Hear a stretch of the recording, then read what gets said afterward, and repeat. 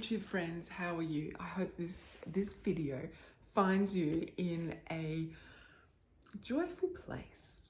So let's talk a little bit about what's been happening in the world. It has been a crazy month. March has been nuts. And so where I lived, we went through a flood in March. We went through a flood early March, and then late March it was threatening to flood us again. Thankfully, we escaped it, but about a 2-hour drive from here, the people in northern New South Wales have been flooded twice, which really brings home the impact of climate change. And then, of course, everything that's happening in the world with the Ukraine, with Yemen. I mean, it's a mess. It's an absolute mess. And I spent a lot of time in March pointing fingers. If you didn't do this, this wouldn't happen. If you didn't do that, this wouldn't happen. But then I came to the point where I realized, well, what is it that I'm doing? How can I help the earth? Instead of sitting here and pointing fingers and blaming everybody else, what daily actions do I take that either help the earth or hinder it? So I have been really spending time thinking about the things that I do that help the earth. And what I have decided is, I'm going to share some of the things that I am doing to help the earth here with you. Hopefully that will inspire you to also look at what you can do on a personal level, because change always starts with us. I keep saying our governments are no longer listening to us, but that doesn't mean that we can't take our own action to make the world the way we want it to be. First thing that I want to share with you is that I am making the decision to grow my own food. Now, if you watch this video, you'll see that this is not the first time I have made this decision. But back then, I didn't know what I was doing. And I'd just moved into my apartment, so I didn't know anything about where the sun hit in the courtyard or anything. So 2 years on, I am in a better position to make the right decisions to grow my own food.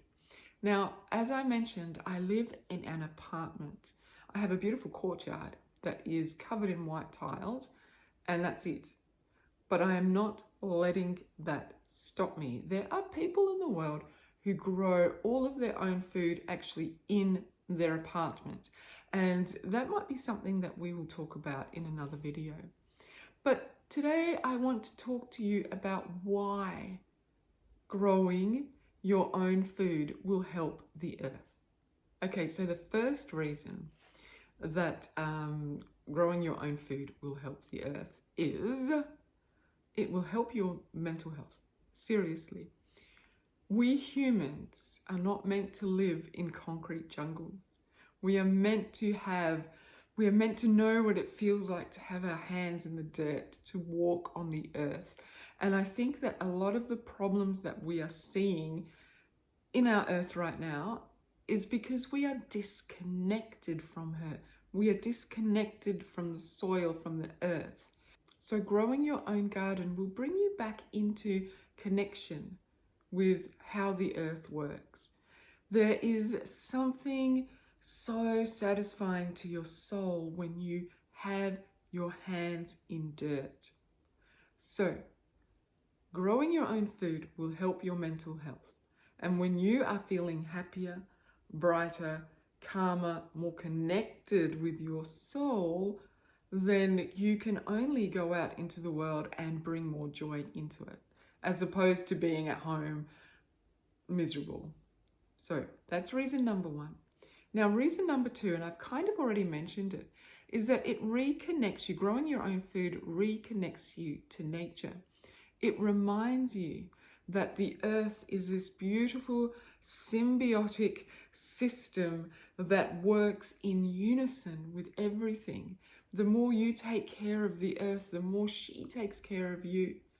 Because we live in concrete jungles, because we go to the supermarket and buy our food without any thought for how that food even got there, we have this disconnect.